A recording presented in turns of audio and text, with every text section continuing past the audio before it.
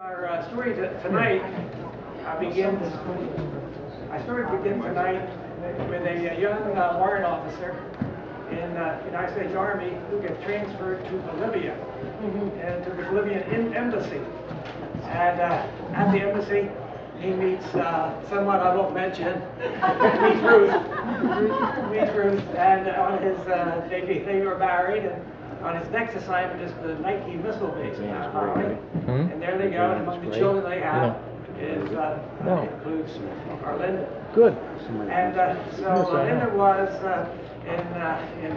during her school, she excelled in everything during her school system. Plus, she was the prom queen, I hear. And so when she graduated, she attended Rider College. And if you all remember, that IBM came out with the electronic typewriter, the first changes in typewriter for 1,000 years. And Linda was right on the cutting edge.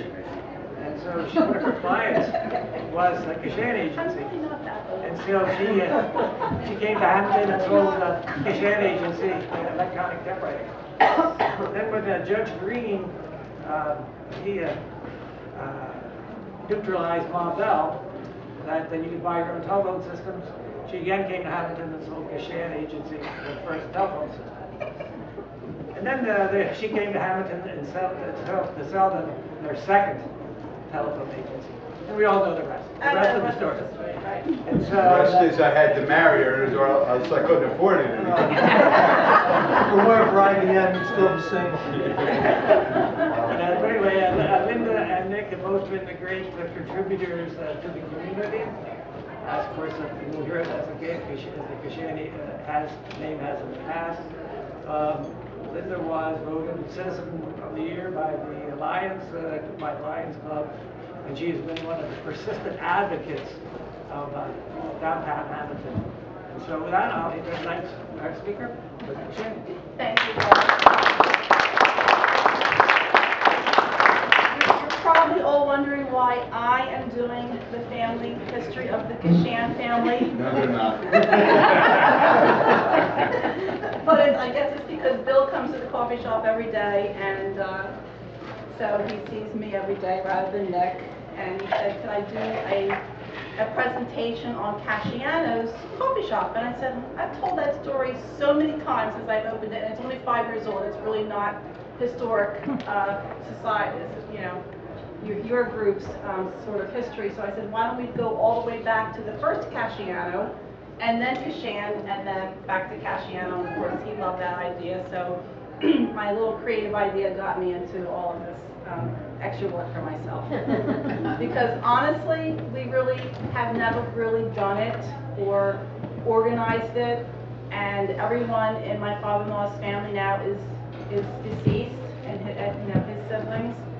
So his Aunt Josephine, who was the youngest of the siblings after my father-in-law, had given us some notes, and we took that and just like poured through some things. Honestly, we really never did it. So this was an exercise that I thought was important for the Cashan family, and I'm glad to contribute to that historically. So the title is Cashan and Back, because as you know, we now have a Casciano again. And this is my very first PowerPoint that I've ever developed, and it's the first time operating a machine. So just bear with me. Okay, well, the history is that 3 brothers came to Germantown, Pennsylvania. My husband's grandfather was born in 1876 in Piemonte, Italy, which is near Naples. And the 3 brothers came somewhere around 1895 together. They were varying ages. And one of the brothers, Nikolai, which was on the Ancestry.com, on those official forms that we looked up, was Nikolai at first. So Nikolai or Nicholas came over here, Casciano, and he ventured over to Hammonton one day for the 16th of July festivities, or for the procession, and there was somebody working behind the hot dog stand. And she caught his eye, and he stayed in Hammonton and married Anna DaCosta. was his wife's name.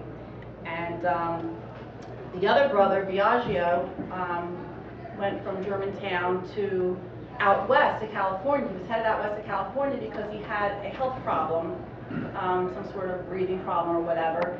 And he was headed out west, and around El Paso, Texas, he got an appendicitis attack, so he had to take a break there, and the nurse that took care of him became his wife. So he settled in El Paso, Texas, and that family is still there. John Casciano remained in Germantown, and he was a butcher there, had 2 sons and 2 daughters, but we've completely lost track of him. My husband's Aunt Jo really tried to find that leg of the family, but absolutely could not find any offspring that were alive that she could have, any kind of communication with. So that one is lost. But coincidentally, since I started Casciano Coffee Bar, all these Cascianos contact me now. So every time they contact me, was your grandfather a butcher? Like I'm always trying to find the right Casciano. So someday probably will, because that's how often I get contacted by Cascianos. Linda, is that the Nikolai on the left? So that's Nikolai on the left, and that photo is taken from the famous Hammonton photo that's in the book, which you probably have seen a million times, but did not know that this was Nicholas Cashan Sr. in the white suit. The only one in a white suit. From way back, the Cashan men like to dress up. And then the one on the right is Biagio, who settled in El Paso, and again, he was a sharp dresser, as you can see. And I think he has a little look of my son, little Nicky, I think. I see little Nicky in him more than in his own great-grandfather. What's interesting, I'll throw this in now, is that about 3 weeks ago, we were having a Third Thursday event at Casciano, and I was very busy. There was a lot of people there. It was very noisy. And I get a phone call. One of my employees said, somebody really wants to talk to you. And I almost said no, and I said, all right, I'll talk. On the other end of the phone, as I'm constructing all this for tonight and worrying about it and trying to get it all finished, this girl on the other end says, my name is Jennifer, blah, blah, blah. I forget her name right now.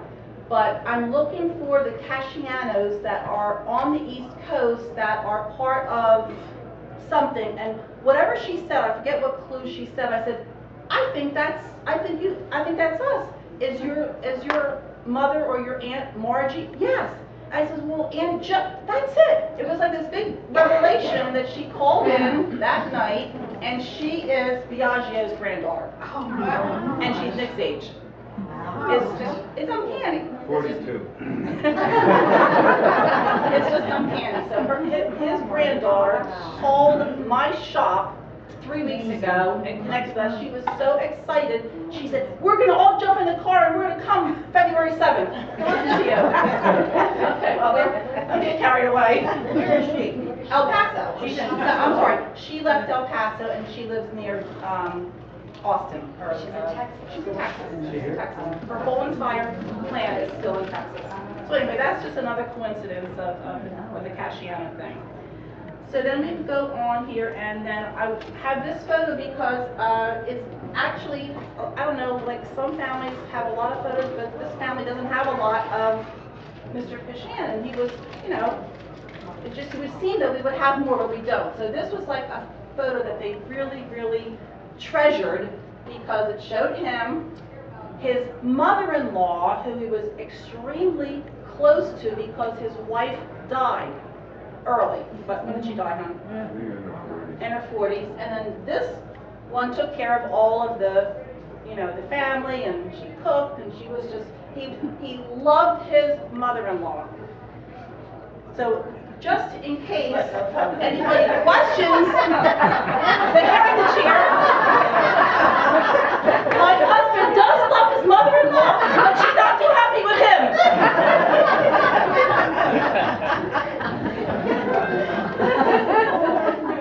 And just to point out here, the 2 little girls are Lola Merle Burdick and her sister Barbara. I'm sure you know that family. And Lola Merle, of course, is married to Dr. Riggs, the Riggs family. So those are those 2 girls right there, which are Nick's first cousins. Okay.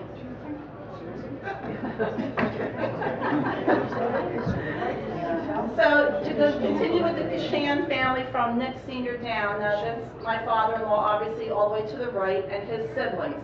But just to mention an oddity about their family, the firstborn child of that Cashan group was also Nicholas. So he died when he was 2, and then there came Emilio, Cash, Marie, Anna, Aunt Millie, Carmela, and Josephine. And then the last child born, they named Nick again. And I'm told that's pretty rare, that they actually do that in a family, name the same family twice, like he was. So the oldest was Nicholas, and the youngest was Nicholas. So this is Nicholas Jr. Can you say who they are again? Okay, this is Cash, of course. This is Aunt Marie Arichetto, married Dr. Arichetto. Carmela, Millie Romano, and her daughter Madeline lives in Denver, and her son Jimmy lives in Maryland and married to Rosalie Garofolo. And her other son Albert Romano, who you probably all have seen around town in the past. He passed away, but he worked for the town. He was quite a figure around town. So those are her children. Aunt Marie had Anthony, who now lives in her home in Haddonfield. Aunt Joe, this is funny because these Italian people here had very few children, considering. She only had one son. Aunt Joe only had one son, that was Bobby Lane. Was that generation? That generation? Oh, that's true. Okay, so there was that one generation that was, yeah. Right, okay. And then my father-in-law had 2. So, and Cash had 4 girls, none of which live around here. Cash raised his family in Haddonfield. And none of these siblings raised their family in Haddonfield except Anna Burdick. Yeah, but then they left right away after high school. So that's the siblings. And then of course this is Nick Jr. with the mother-in-law before. This is now his grandmother. And he idolized her. He idolized his grandmother. I heard about that all the time. Okay, so this is where Nick Sr. had his first business. And the story behind that is he came here as Casciano, and he got very involved in Atlantic County politics. Not local politics, but county politics. I don't know what he did for a living when he first was here, but he was involved with politics. Hence the fancy outfit over there. He was representing some kind of job that he had in the county there.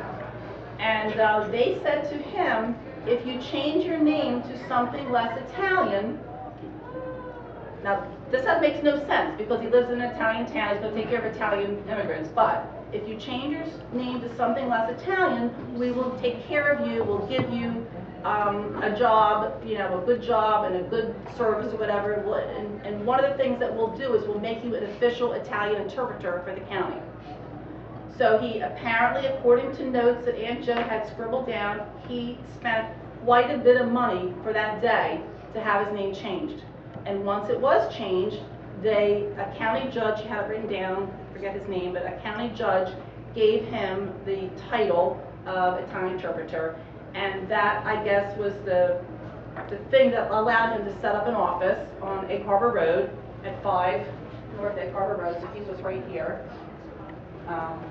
Right here, as you can see, right here. It looks a little different here, but it is the same spot right here. You can see the brick and all. And from that original, which I found, I didn't know the date. None of us knew the date when he started the business, and I just found it the other night in the article that the Hammonton News wrote when my father-in-law built his new building. He started in 1923. So he started his office in 1923 doing whatever, this, interpreting and documents and things that you do to, I guess, help the immigrants coming into town and so forth. And from that, it led to when cars became prevalent, and of course he had a motor vehicle agency, which of course, like now, is, given to you politically. That's how you got motor vehicle then, and you still do. So he did motor vehicle, and it was called N. Cashan at first, just N. Cashan, which I have proof of now because Dottie was kind enough to bring the cute little thing, the Valentine dance given by Stella Maris Club on February 10th, 1934. This is really a perfect condition, Doc. Very good. And the ad on the back said N. Cashan, period. That was the name of his business, N. Cashan. Steamship tickets, insurance, and foreign money orders. So this is very interesting, Dottie. Thank you. Very interesting, because we didn't have anything like that in our possession. Get the foreign money order. So those services that he provided then, of course, led to insurance, and you know, the rest is history for insurance. But another thing I wanted to mention to you back then, so in that original office, Aunt Millie Romano ran the Western Union office, and that was separate business, but right with Nick's business. So she ran that, and I hear from a couple people like John DiAugustino Sr. I went to see him, and he used to actually work there first. So he worked for Aunt Millie first, running Western Union or whatever, starting in 9th grade, because I think his older brother worked there, and his older brother asked him, you know, I'm going off to the war, whatever you want to do, whatever it was.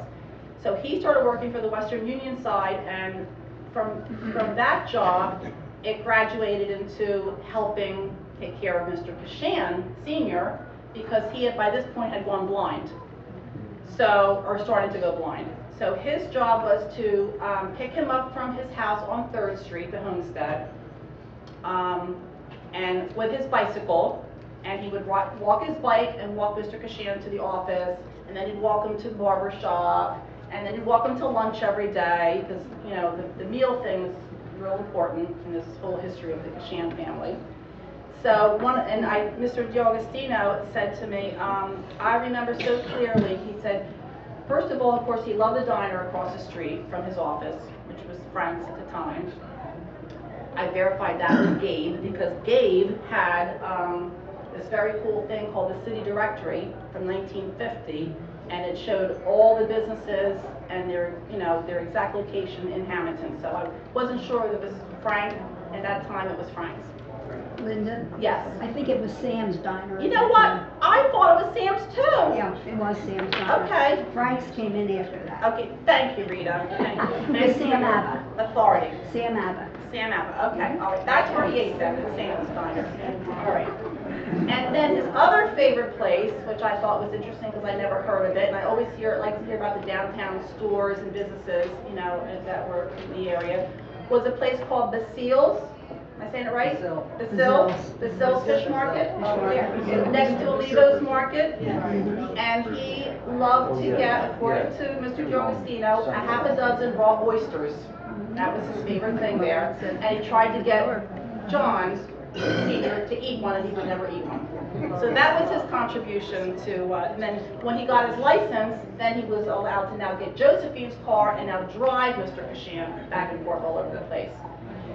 So that was what was going on North Egg Harbor Road. And then at one point, back straight. Then, of course, Nick Jr. graduated high school in 1941. He went to World War II as a, what was that, telegraph? Because of the, I guess, knowing the Western Union, whatever, he went as a telegraph operator. That's what he did there. And when he came back from the war, Josephine, the youngest daughter, who had been running the business with her father and taking care of him with his blindness, she took the keys, and the minute he came back, he handed him the keys, and she was out of there. And now it was his. So that's how he got involved in the agent in Cashan Insurance at that time.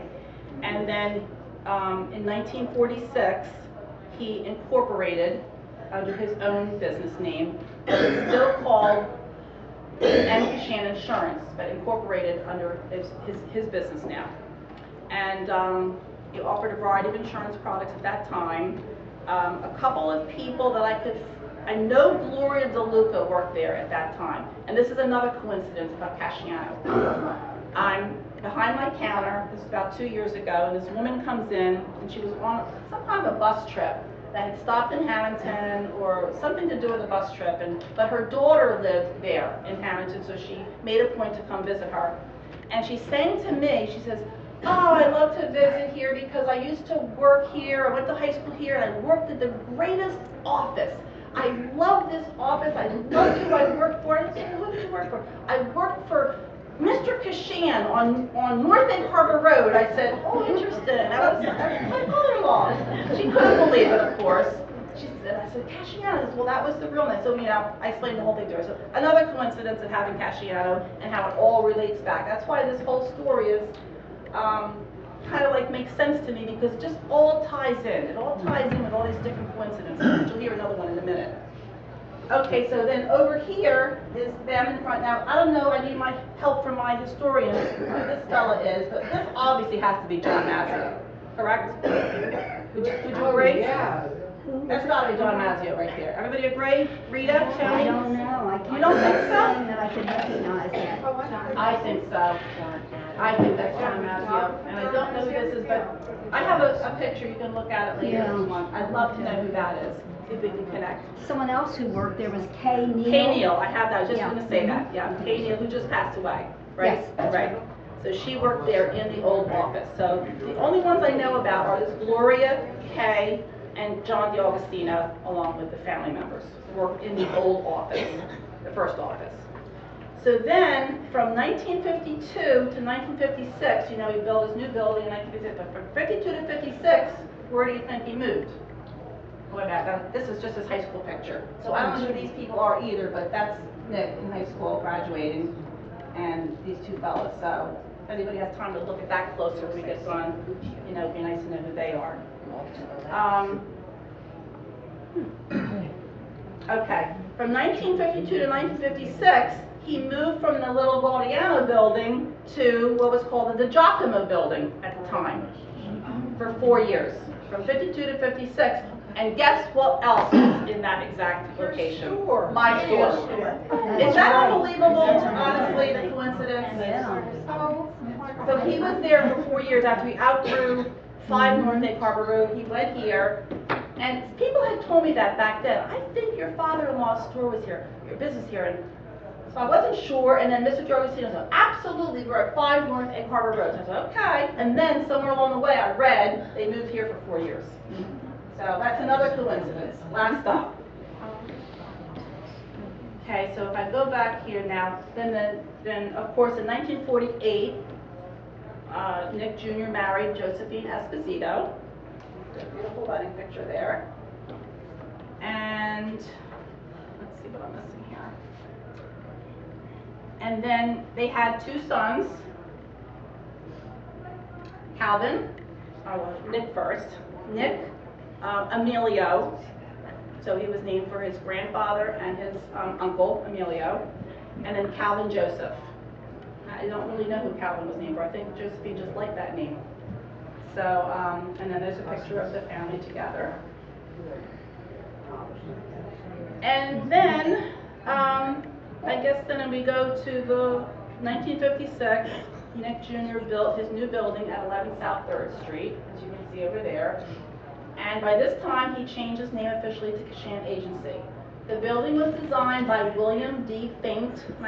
I throw that in because I think it's important, architects, you know, to know who designed it. And I don't know that name, but I figure somebody here does. He must have been a pretty good architect at the time. He was an architect that my father used all the time. There you go. Thank you, Dottie. And of course was built by John Raffa and Sons, which everybody knows. And built a lot of buildings, churches, and so forth. I think they built all the churches at the time, right? That era. It was considered one of the most modern buildings of the day, featuring an impressive exterior of glass and metal and beautiful hardwood paneling throughout the interior. And then quoted in the article that I read here regarding the opening, it said, Mr. Cashan's office is the epitome of a businessman's dream. Paneled in beautiful Philippine mahogany, it houses bookshelves and cabinets built by Paul Raffa. One of the cabinets contains the radio controls which send FM music through all the ceilings. That's pretty, you know, pretty high tech for back then. Music may be turned on or off in the upstairs offices, who of which have already been occupied by Van Carey Construction Company. The adjoining boardroom is a small kitchen, of course, where weary board members can make a cup of coffee during a long session. Now, when they're referring to the board members, they're referring to not Cashan Agency, but Community Credit, which was a pretty big part of their business back then, because as Nick said, banks didn't finance cars readily. They didn't finance cars, so Nick and these fellas came up with Community Credit, and they all met at the Cashan building, and those board members at the time were Nick Jr., Nino Pino, who was the president of Community Credit at the time of this article, John Pino, William Bernardo, I forget who he was, Bertino? Oh yeah, you're right, William Bertino, I typed it wrong. Paul McCrae, which Nick was surprised that Paul McCrae was involved, Dr. Rhodey, and Michael and Anthony Britta, which he didn't know about, Joseph Baccarella, and John D'Agostino. So they were the Community Credit fellows at the time. And what was interesting about them is that, of course, they not only did their business together, but they enjoyed each other's company, they met a lot, and they went out to lunch a lot. The staff at the time was John D'Agostino, John Wagner, who unfortunately just passed away, because I would have actually tried to get a hold of him and get a good story from him, because he really did work for my father-in-law for quite a while. Barbara Davis, anybody know who that is? I do. You do? Is she still around, or? I don't know. No? Is that her maiden name? Yes. Her maiden name, do you know what her married name is? No. No. And Gloria again, and Faye and Martha Esposito, my mother-in-law's two younger sisters. So that was the staff at the time the building was built, but of course we have a present employee, past employee, Sue, worked there for how many years, Sue? 6 years. 6 years, from 1859 to 65. So that was the heyday of the Cashan office. She has a lot of good stories about how they had too much Great fun. place to work. Great place to work. She said she got paid for having a good time. Good time. And I have a very nice book up here if you'd like to take a look at. That is the opening, grand opening of the building, and it's a lot of pictures of people in there that you'll recognize and enjoy. And that's a typical picture of my father-in-law here in his office. Actually, that desk was kind of messy for him, isn't it, Nick? Yeah, that's right. His philosophy was you only touch the paper once, and you touch it, you do it, and you get rid of it. And he really did live by that and have a really neat desk. I don't have that, and you have it not as good as your father, but I have none of it. Anyway, hopefully his grandchildren will have it. Nick was involved in a lot of organizations in town, and just to give you a sidetrack of this presentation. The presentation is really about the business aspect of the Cashan family, and the Casciano to Cashan to Casciano, because, there's a lot of family stuff I'm not even touching on, because what I find interesting is being involved in a downtown business and being involved in all the things that I've been involved in with our town and our community and everything.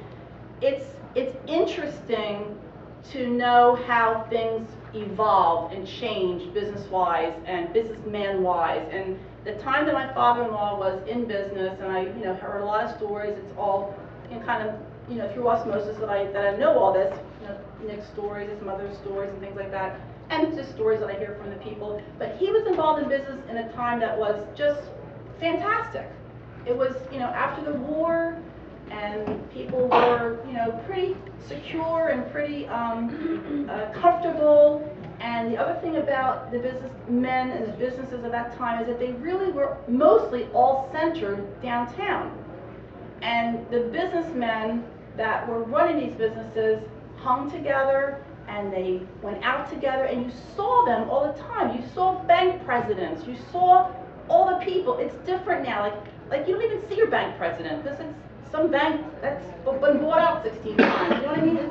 It's a different way of doing business now. And back in those days, I think it was just a very nice way of owning a business. Businesses supported themselves. Not like now. You have a small business now, and honestly, you don't support yourself. It's just a different life now than it was back then.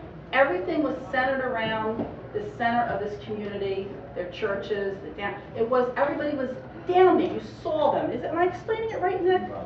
The men were involved, and women, because I know we had some very strong businesswomen at the time. They were just involved in their community, involved in their town. You saw them, you talked to them, you did Kiwanis with them, just like my father-in-law. They were all in their groups together. They all contributed to their community in many ways, like they do now. I'm not saying that they don't do that now. I'm just saying that they were more visible. Am I saying that right? Everybody was more visible then. They were out and about. They stayed in town most of the part, unless they had to go shopping to buy little or whatever once in a while. They stayed in town. Those people, those businesses then were really centered in Hammonton. Now you have a bank and Exactly. main office in Pennsylvania. Exactly. God knows where. You're not going to see them all. You don't see those people. Back then, the guy who, to work for.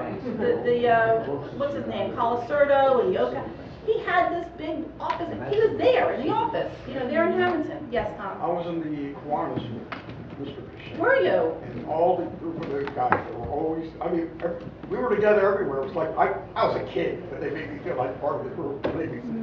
That's nice, yeah. Everybody was there. A lot of those same people were on the Board of Education, they were on council, the mayor, they walked to the bank so you could see them That's the on point. the That's the streets. point I'm trying to make, Rita. Yeah. I mean, I know all of some- our businessmen now and our Some of them people, are. they're all involved in things and they're all, Mhm. it's just, I feel it's different than because it was just more visible. They Mhm. were just more visible all the time. That's the point I'm trying to make. Okay, let's see what we have here. And then just the different things that he was involved in. This was March of Dimes. He was the campaign for that, and this was Kiwanis when he was still vice president, looking on at George Wood. The name I don't know, George Wood. Yes, you guys know that. Was that Rockport or something across the street? That's Clarice on the left. Rockport or That's, Right here, it says Congressman Milton Tasso, I'm pretty sure. Glenn, and congratulates George Wood. He was the president of the Hammonton Kiwanis. Wood, yeah. Insurance agent. And then this is another thing, luckily for me in constructing this, my mother-in-law had a bag of all newspaper clippings, newspaper sections that she thought were important. It was either an important thing of the day, such as the man walks on the moon or whatever, Kennedy gets shot, all those important things, plus all the things that I guess had to do with her husband. So they're all together, and they really tell us a history. As we know, newspapers do tell a history and a wonderful source of information. But what I cut out here is that just like today, the issues never really change. The issues of the day then are kind of the same as the issues of today. For example, this is when they were trying to change the charter, and it was like, there's magazines over there about, everybody trying to influence you. You should change the charter. Explain that charter thing, huh? Because you explain it better than I do. It just changed the form of government in Hammonton. It would have changed it from the current mayor and council, where it's a different form of government that's allowed in the state, where you have a formal administrator and the mayor and council are separated. Just a different form of government. And Which that's we what just they did. that's what they tried to get passed. Which in we the finally other did, towns. 40 years later. Yeah, well, they didn't change the charter. We didn't change the charter, but I mean, we're heading, I guess, that way. So anyway, Mr. Cashan, I found out, was on that commission, and somewhere along here it says the moods of the different people. I mean, it was a very big deal back then. People were very either pro or con for this, and you see that happening in every era, the issues. Here's another issue. It's an editorial about parking. And they're saying, if you don't fix the parking, you're not going to have a vibrant business district. I mean, so I'm just pointing out that that doesn't change. It's always the same thing over and over The again. issue with that form of government is, under the current form, each council person is head of a department, technically. Now, they changed that a little bit with the new administrator in town, but if they would have changed the form of government, they would have had an administrator, and the council people would have not had any responsibility for departments. And that became the political issue at that time. And then just to finish up my father-in-law's involvement at the time, is what was one of his biggest passions and community-wise was his involvement with, which started out as the, what's the first name? The same as one, Hammonton Savings and Loan, which at the time, one of these articles was already 100 years old. And then, of course, that became Empire Savings and Loan, and he spent many hours and years involved in that board of directors. And he served with people that he really cared about. One of them, of course, was Frank Bruno, was just somebody that my father-in-law really looked up to. He really, as my mother-in-law used to say, "You love Frank Bruno." "You love that man," she always used to say. And he did. And they enjoyed many rounds of golf, another passion of my father-in-law's, and his camaraderie, his buddies. And they used to, I guess their normal place they used to play all the time was Buena Vista Country Club, which I have a picture here of Nick, Dominic, what's his name? Casciano, right? A buddy of his. And who's the other one here? Anthony Bernardo. No, it's not. Who's the other guy I think here? that's Anthony Bernardo. Frank, Dominic. I have it written down. Yeah, Dominic Shannon, Frank Bruno, and I forget this fellow's name. You might. It's on the picture. We'll find it later. But anyway, they were a foursome and they played all the time. One thing about Frank, I spoke to his son Frank from Bruno's Auto Parts, and I said, do you remember one thing you'd like to say about your dad and Nick? And he said, the thing that I remember about them is that they never fought. They were on that board for so many years together, and says they never fought. They never had an ego or a power struggle. They just made decisions that they thought would benefit their community and making the right decisions for the health of the bank and decisions for who would get loans. So when they made the right decision that would help the community, and the people depended on them for that. And they heard many stories. I know my husband's heard many stories. Frank's had heard many stories about people come up and say, your father helped me get that loan. It was so important for me. People didn't maybe believe me at the time, but he gave me that loan for my house and I'll never forget it. Or he gave me that loan for my business and I'll never forget it. So it was something that was very important to the community at the time, to go to your local bank and get that credit. It was really something that, you know how important it was because you can't get it now. So it was nice back then when you could get it. So, and then another story that we heard about my father-in-law recently was, what was it, just like 6 months ago, Ben Caston came up to you? Yeah. Yeah, and said, just got to tell you something about your dad. And just The died. fellow that just died, Ben Caston, he had come up to Nick after church or whatever, he said, just got to tell you something about your dad. Long time ago, he said, my father always told me this story. He said he went to Philadelphia and he got himself in trouble. I don't know what kind of trouble it was, but it had something to do with the police. And he didn't know who to call. Ben's father, right? Bill's father. Bill's father. And Bill's father. And so he didn't know who to call. So I guess because Nick was his insurance agent, he said, well, he sounds official. I'll call him. He called Nick in the middle of the night, and Nick and a couple of his buddies jumped in the car, went to Philadelphia, helped him out, got him back home, and he said his son said he never stopped saying that. Whenever he would see anything to do with, Mr. Cashan or Cashan, he would tell that same story. So those are the kind of things that, you appreciate and you like to hear. Okay, and then the last but not least that I like to say about my father-in-law and business is that some of his all his business friends were also his social friends. And some of those people, and I hope I don't miss anybody, but some of those people that were really important at the time and all hung together was Nick Contenicio of Bancarry Construction, Joe Contenicio, who at the time was with Empire Savings and Loan, Sam Capuccio of CNC Farms, Frank Bruno, of course, Dominic Ciano, the town hall clerk, who was the town hall clerk before Diane, who also became my father-in-law's good friend, for a woman. He really liked her and she really liked him. Dan Calderon, of course, everybody knows that story, Dan Stationery and Mar Down on the Lake. John Cavuto of Action Travel and his other conglomerates of whatever he did. And the thing that they used to do is, because they were always meeting about business and so forth, they decided that should have an annual convention each year to really hone in on business, and their annual convention was the Super Bowl. So they would all get on a trip together, go to the Super Bowl, and that's what they considered their convention at the time. In 1987, another picture here I just want to point out, because this is John Mazzio, and I just happened to find this, and I just thought they just all look so beautiful, but I don't know who these other people are. Anybody know the other ones? Yes. John and Rita. Norman Tomasello. Oh, yeah. Who's this? Oh, I recognize her face. Nobody knows her?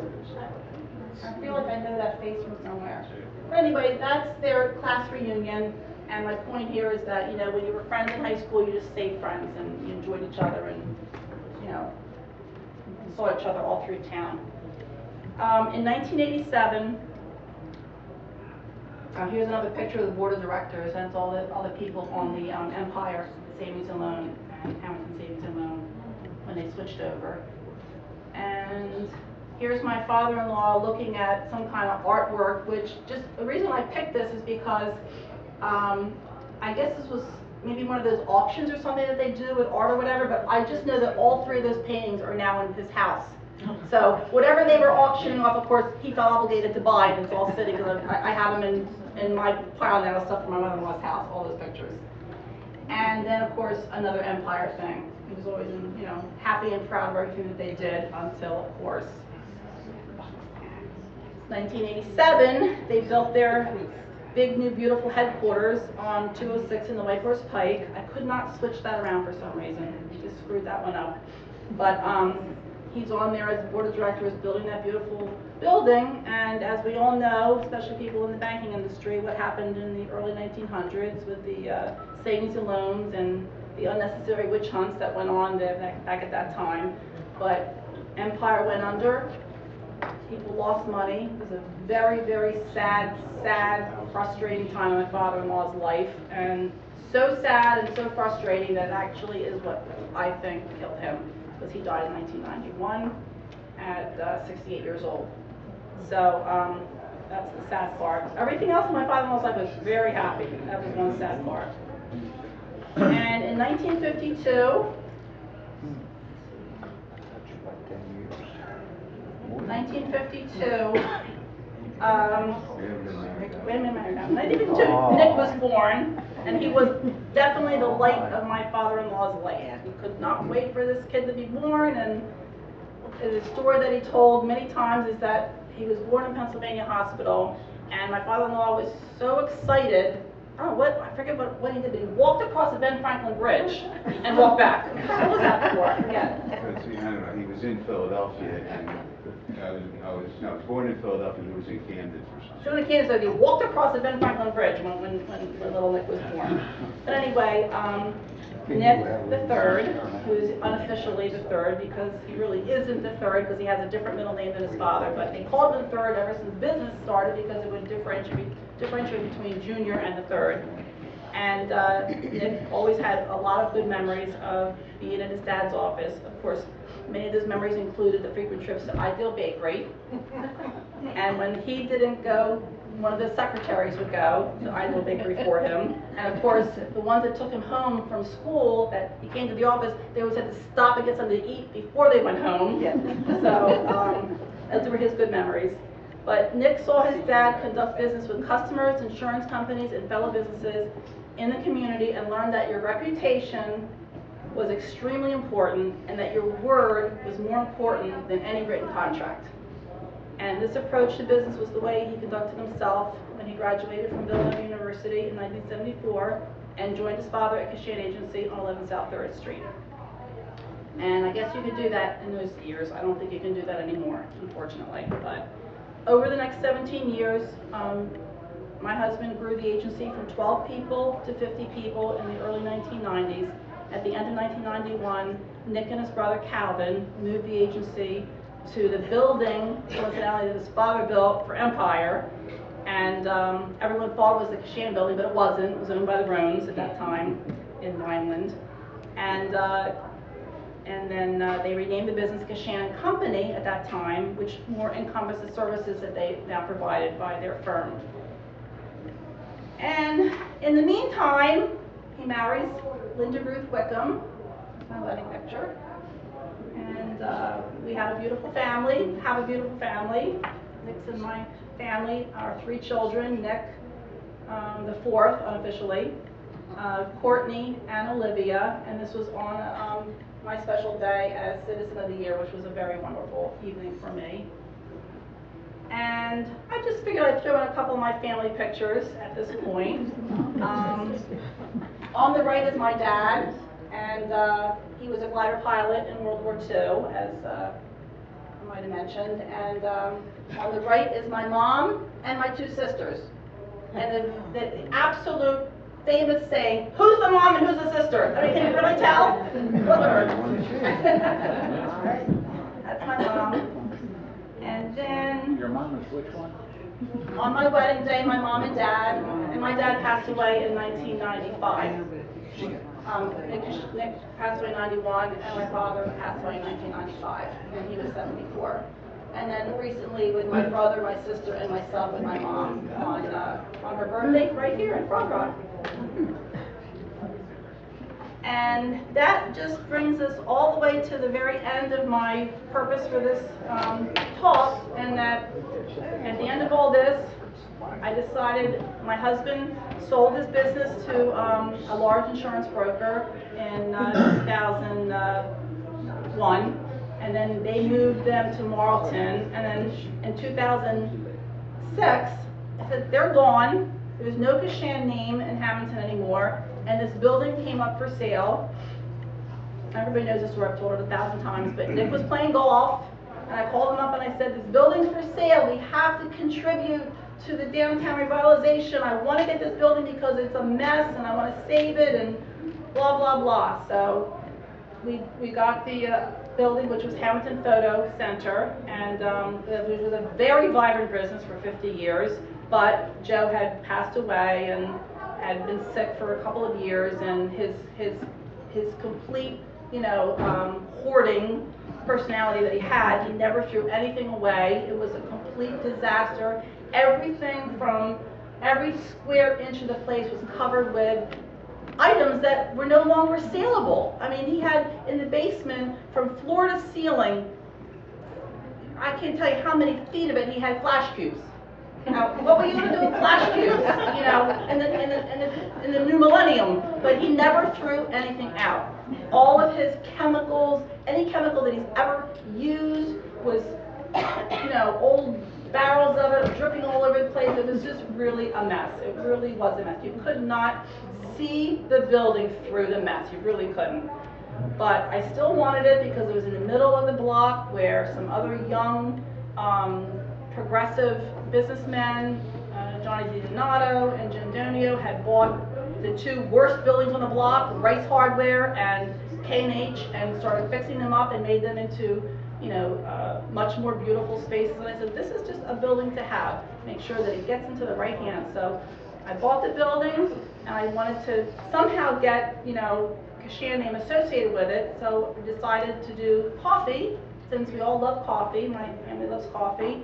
And believe it or not, Nick's Aunt Jo really had, did you know this before she told us? Honestly, did you know it growing up that your name was Casciano first? Your family name? Well, maybe, but he never talked about it. I never knew it. The whole time we were married, I never knew it. She had just told us about it, reminded us about it. And I'm trying to think of different names for the coffee business. I'm thinking of all these different Italian, names that have meaning to Hammonton, like Jessa and Messina and all these different things. And I said, wait a minute, Casciano, the perfect name. So we named it Casciano, we saved the building, and we came full circle. And that's, I guess, the point of my whole story, is that really the whole business of Cashan in the downtown became full circle. And I leave it with the last picture of my mom, because that's a beautiful picture, and honestly, she's not a Cashan, she's an adopted member of our community, and she honestly, I could not do Casciano without her, so she gets the final picture.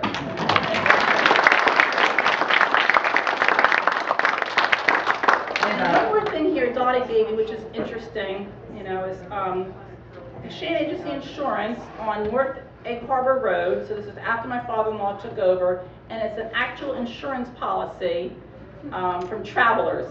And it's just very interesting with the people's name that it went to, and again, perfect condition, Dottie. You're amazing. Linda, I want to, have some questions. But before we get into questions, I wanted to share this Cashan story. That I was a sophomore in college, and I came home. It was a beautiful April time, and I decided I wanted to learn how to play golf. So my father was a member of the Buena Vista Country Club. So I went over there and I began my lessons with Franklin Carmen. So I was there one morning, and I ran into Nick Cashan and Frank Bruno. We had a brief conversation, and I said, "Well, how often do you play?" And he said, "Well, we play every Wednesday afternoon and Sunday." I said, "But this is Tuesday." I said, "So close." It's so close. That's a good one. I could go on and on about my father-in-law stories. Well, first of all, the snack we're having tonight is sticky buns. And that's because that was his absolute favorite snack, and Sue can attest to that. Thank God we have Ideal Bakery right next door. And when he would go golfing, he always came, he was the one who always brought the snacks to the guys, they always come with donuts. He'd go to some bakery and end up with, big box of donuts before they played golf, and of course they always had to have a big lunch. And oh, I forgot to mention the townhouse. Every single day practically when they were in the 11 South 3rd Street, him and his cronies, Contenicio and Casciano and whatever these other guys were, they would go to the townhouse for lunch, and it just was a ritual that he enjoyed. And just eating food was a big part of his life, a big part of our life.